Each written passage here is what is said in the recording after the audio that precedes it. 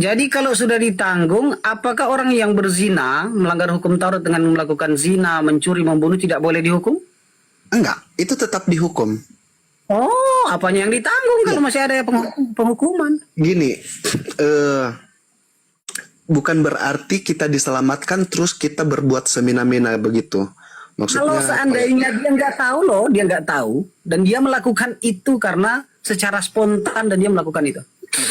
Apakah hukum misalkan Taurat misalkan akan ada begal kayak gitu. Hmm. Misalkan ada begal terus dia spontan membunuh.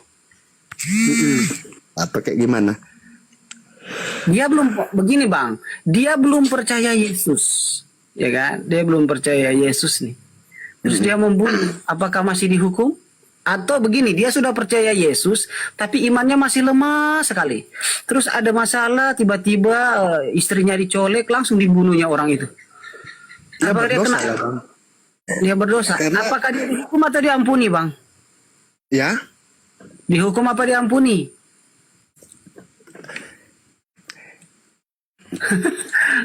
Tetap masih dihukum bang, jadi nggak ada yang iya ditanggung. dihukum. Intinya begini bang, kita udah lari jauh nih bang.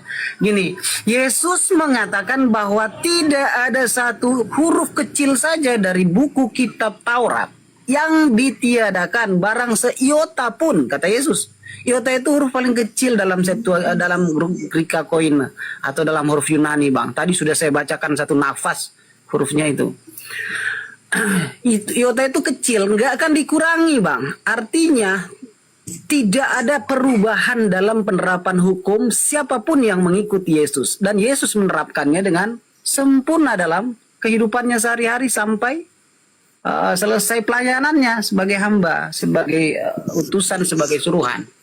Tetapi ketika Yesus hidup, apakah Yesus pernah berkata, wahai pengikutku Petrus, Bartolomeus, Filipus, Tadeus, Yohanes, ya, Matius, setelah matiku nanti, kematianku akan merubah segala hukum dan segala hukum akan berubah menjadi perjanjian baru kekal di dalam darahku dan Taurat dihilangkan oleh kematianku. Ada Yesus bilang begitu? Nggak ada bang. Datanglah Paulus dari Tarsus ke Yerusalem, tiba-tiba ngaku ketemu Yesus dalam perjalanan dari Damsik ke Yerusalem. Katanya ketemu Yesus. Lalu dia mulai berkata-kata, dia mengirim ke Efesus 2, Efesus lihat di Efesus pasal 2 nomor 15 sampai 16.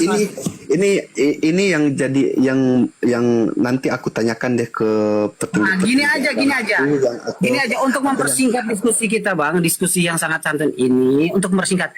Anda atau bukan Anda, seluruh umat Kristen di muka bumi ini, seluruh jagat raya ini, sebenarnya mengikuti Kristus apa mengikuti Paulus? Sebab Kristus tidak meniadakan hukum Taurat, Paulus mengatakan ada kok.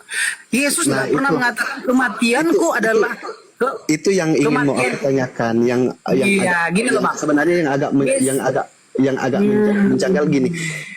Sebenarnya aku paham untuk tugas Yesus kan, tugas Yesus datang ke dunia itu, firman yang datang ke dunia itu untuk menebus dosa dan menjadi teladan untuk umat manusia. Nah, tapi di Alkitab kan kata-kata Yesus bukan untuk meniadakan, bukan untuk meniadakan. Nah, sementara di sini Paulus menegaskan bahwa dengan matinya Yesus di kayu salib itu membatalkan hukum Taurat. Ya. Di situ juga saya sebenarnya setuju karena misi penebusan dosa. Karena untuk misi penebusan dosa tidak ada lagi mata ganti mata, gigi ganti gigi. Jadi semua sudah melalui ajaran kasih seperti itu. Jadi sudah tidak ada nyawa balas nyawa. Kira-kira di negara Kristen mana yang tetapi yang saya mau tanyakan maksud pernyataan Tuhan Yesus tidak meniadakan hukum Taurat itu yang seperti apa nanti akan saya tanyakan kepada yang mungkin lebih bisa memahaminya. Gini loh bang. Pendeknya ya bang ya. Bang Billy Bos. Bang. Ya halo. Sedikit. Bang Budo, tolong dicatat, nanti ditanyakan sama pendetanya. Yang pertama, Yesus tidak pernah membatalkan hukum Taurat, tapi Paulus mengatakan dengan matinya Kristus di tiang salib membatalkan hukum Taurat. Itu yang pertama. Yang kedua, masalah sunat. Yesus tidak pernah melarang untuk sunat, justru mengajukan. Tolong dicatat, nanti dipertanyakan. Gimana?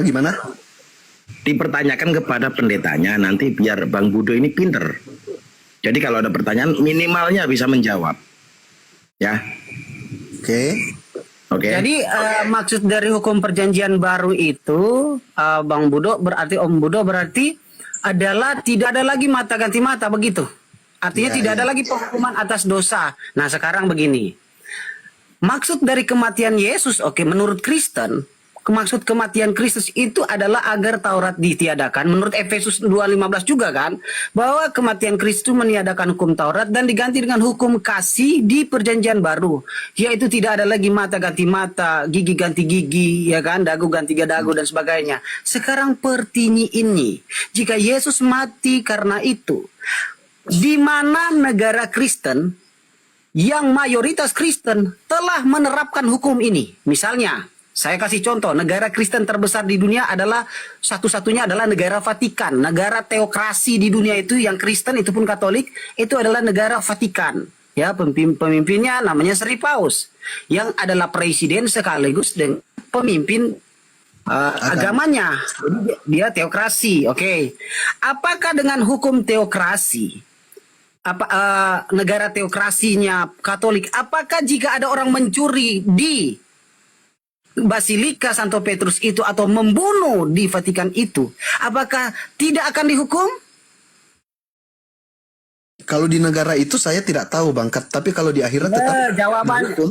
Bang, kita bisa tahu Bang, sekarang Google udah pintar Bang, AI udah pintar, dan saya menemukan tetap dihukum Bang. Apapun yang terjadi, kesalahan yang ada di Basilika pasti akan dihukum. Artinya belum ada negara di dunia ini yang berbasis Kristen maupun teokrasi Kristen yang menerapkan hukum kasih.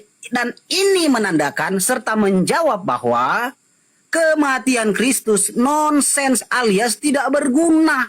Karena nggak ada satupun umatnya yang menerapkan. Jadi untuk apa dia mati kalau untuk meniadakan hukum Taurat, sementara tidak satupun hukum kasih yang diterapkan. Misalnya ketika orang mencuri, tidak lagi dipotong tangan tapi diampuni. Jika orang menampar pipi kiri, tidak lagi dibalas dihukum penjara, tetapi diberikan pengampunan. Itu beda konsepnya Bang, ini kan kita hidup bernegara. Iya, hidup bernegara. Kita jangan sebut Indonesia, karena Indonesia bukan negara Kristen, bukan negara Islam. Indonesia bukan negara agama. Di dunia ini pilih satu aja negara atau kecamatan atau desa yang menerapkan hukum Kristus itu. Kalau ada maka kalau ada satu desa saja yang menerapkan hukum Kristus itu, maka saya jamin kematian Kristus itu berguna minimal untuk satu desa.